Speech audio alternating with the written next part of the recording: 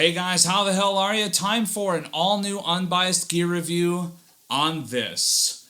The new BluGuitar Amp1 Iridium edition.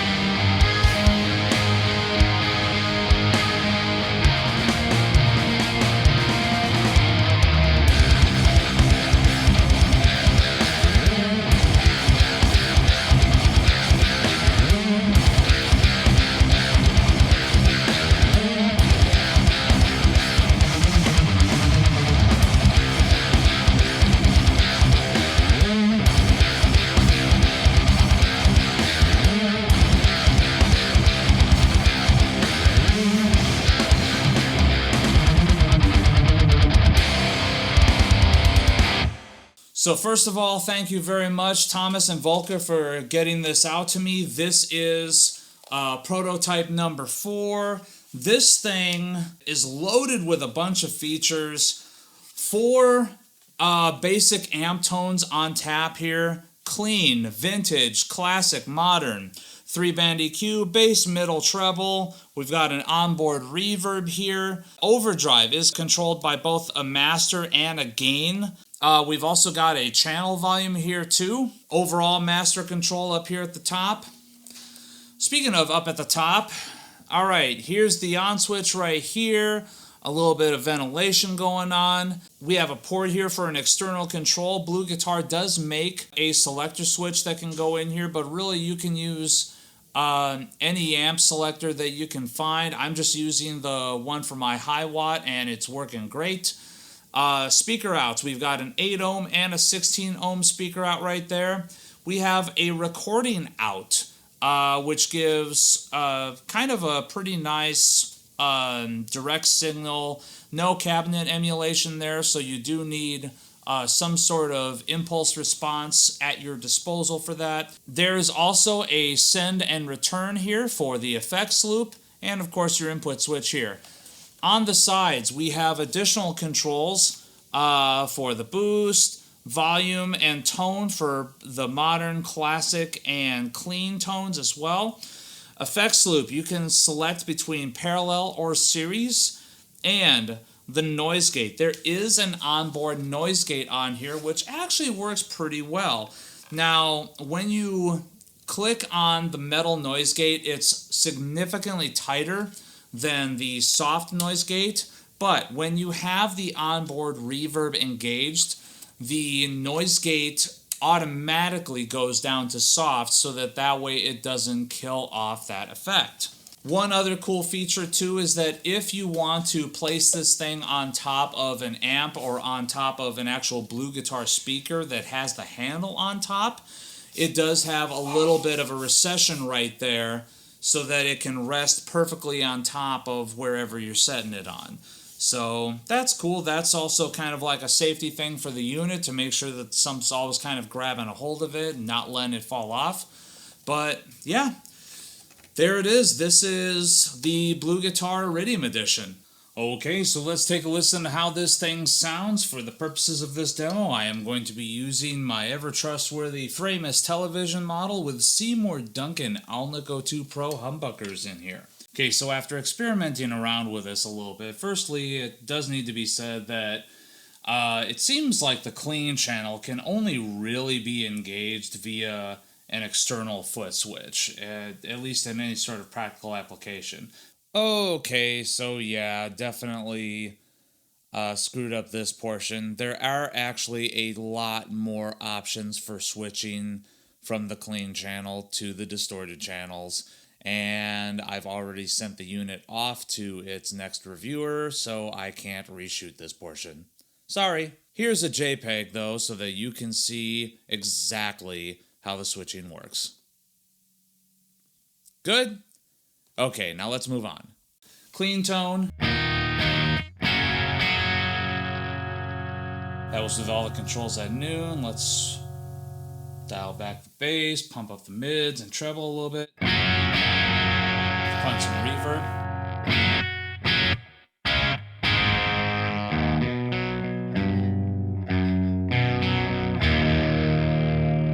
A little more reverb.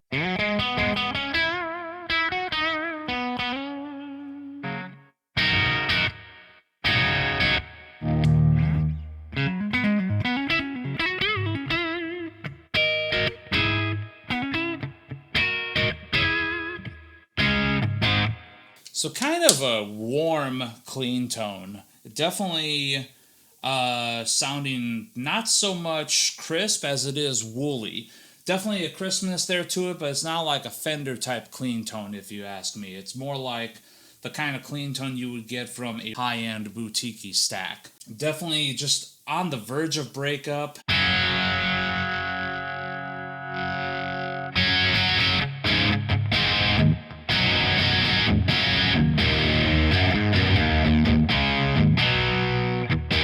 And really easy to push into breakup just by cranking up the channel volume. Moving on to the vintage tone.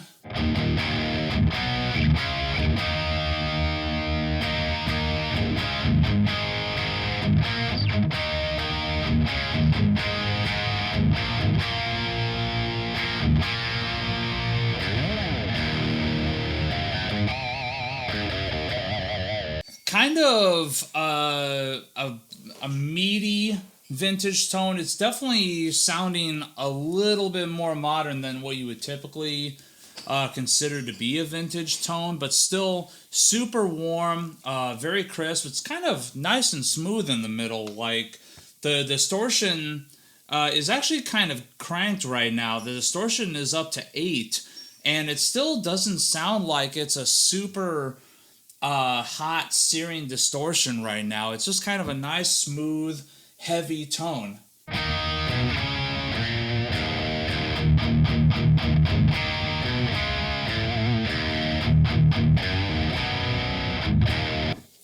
Alright, let's click this on to classic.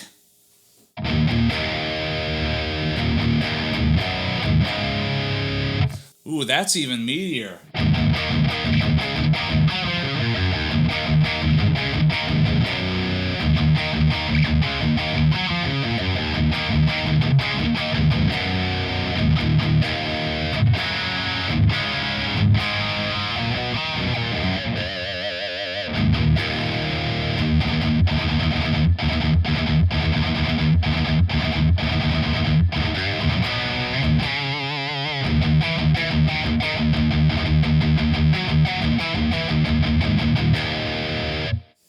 I really like that, man. That's a little bit more gain on tap, a little bit more breakup, and definitely a lot more fucking oomph to it.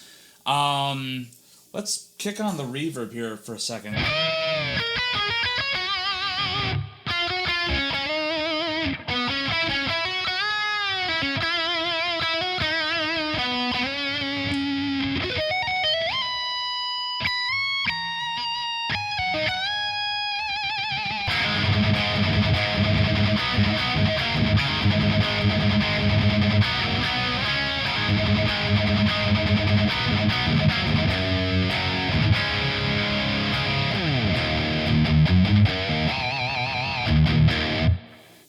I really like that reverb. Like, it's not something that the tone is just covered in reverb. It's just kind of a nice subtle reverb, even with the thing cranked. Like, it's kind of getting a really nice, kick-ass, old-school metal tone here, but obviously a little bit more modern flavored because of how just, like, smooth everything sounds. This sounds really, really, really goddamn good. Right now, oh, I didn't even realize I was doing this. Right now, I've kind of got it on the typical 5150 settings, 666. Let's play with this EQ a little bit.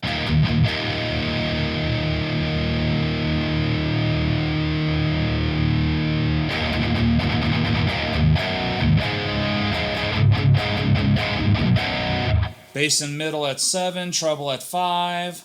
Let's put up the treble, crank down the mids, give it that sort of California smile tone.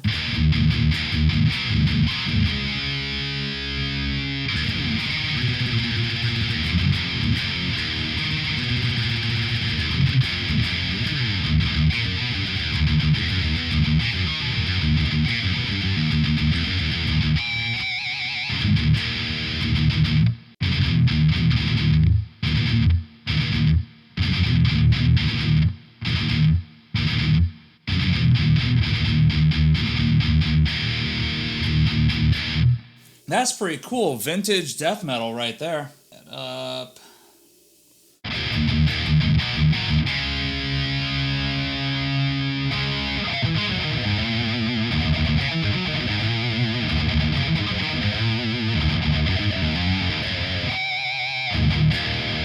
I love the mid-range on this because it seems like it's not really getting super honky. Let's just dime it. Right now, let's see, treble and bass at 7, middle is at 10.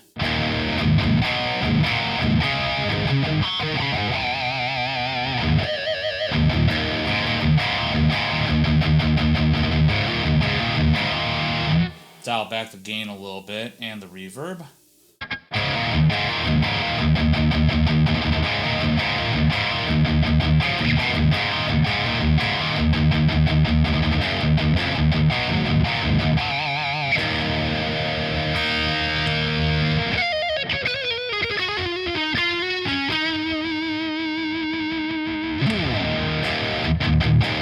Kind of getting into that sort of like power metal-ish / new classic metal territory, a la like Primal Fear maybe.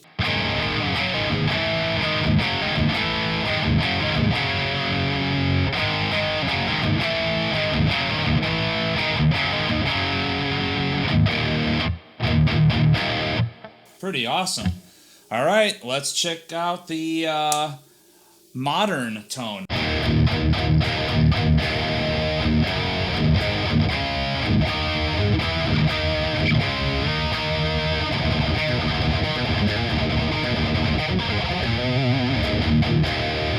Oh, that was still with the mid all the way cranked up.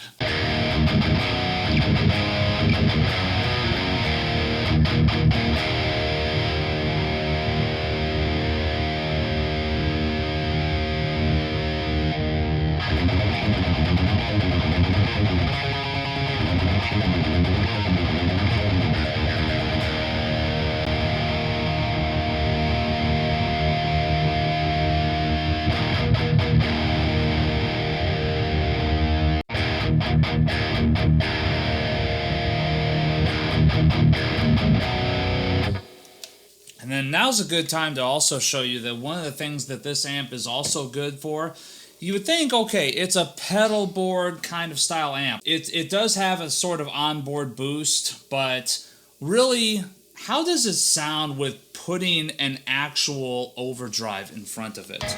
I'm so glad you asked. I have got a Maxon OD808X on the board right now, set to my favorite settings. The tone is about 1 o'clock, the level is dimed, and the drive is about maybe like 8 o'clock. Let's put this on 555.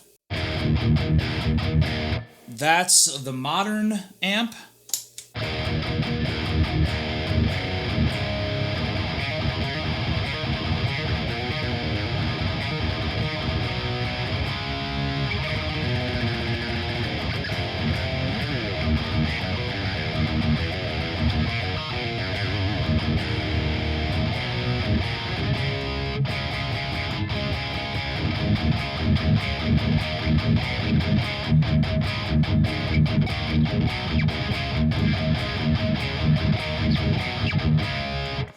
So, even though this is a pedalboard based amp, this actually takes overdrives extremely, extremely well. That's awesome. Let's just kind of kick that over to the classic tone.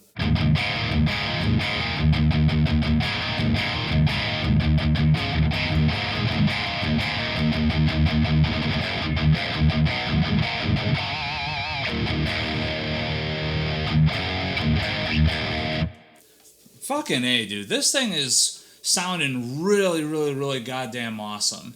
It sounds warm. It sounds both kind of vintage and modern at the same time. It's covering a very, very, very wide range of metal tones here. You can do death metal with it, heavy metal with it, thrash metal. It's sounding fucking killer for all of it. And also really fast, because it's got that direct recording output on there, let me just give you a very quick rundown of how the thing sounds with that too. This is going to be super quick. First of all, the clean tone.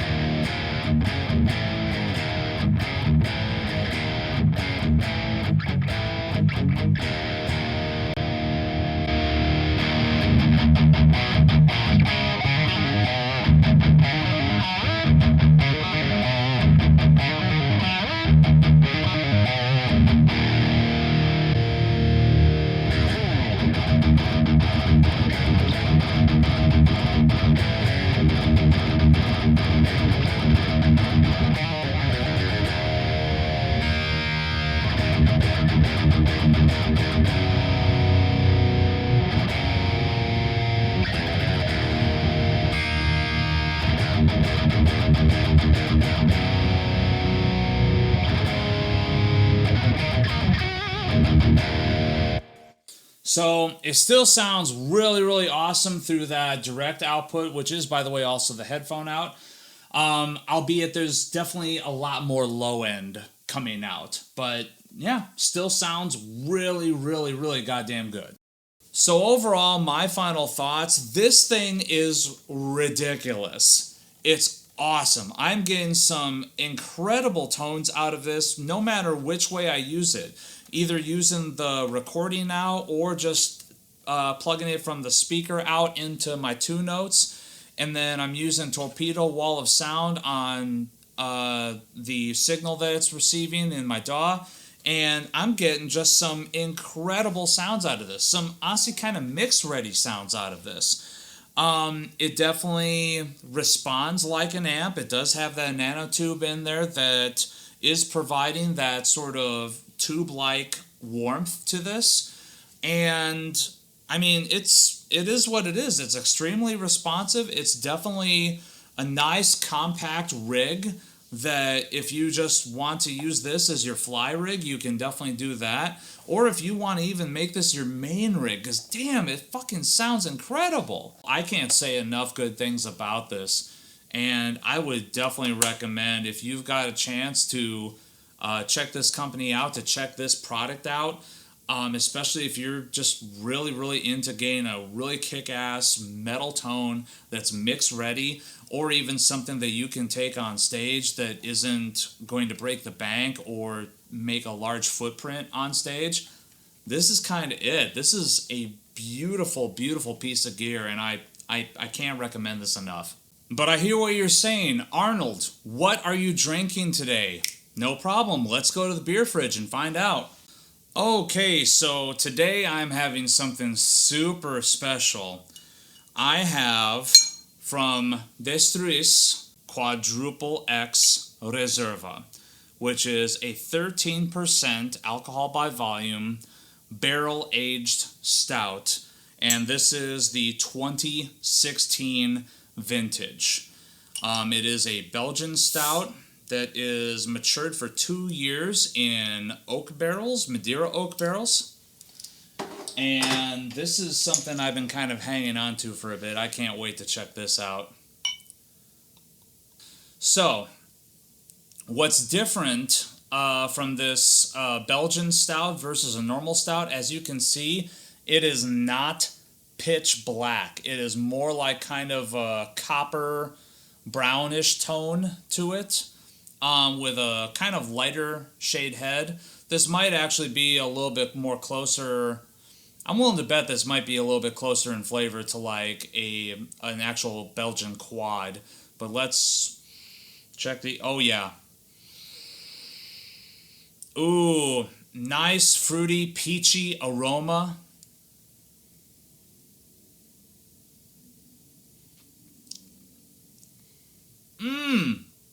Wow. Massive flavor, super complex. I'm definitely getting a lot of peach notes in there. Very woody. You can definitely taste the barrel aging, not necessarily in terms of like a booziness to it, but definitely it just is a little bit more woodsy. You can definitely taste a little bit of that character in there. Little spicy. The alcohol is definitely pinching a little bit. This is, wow, this is incredible. Yeah. Quadruple Reserva from Destruis, vintage 2016. This tastes goddamn incredible. So that's it for me. Leave your comment in the comment section below. Like this video, subscribe to this channel. There's lots more content to come.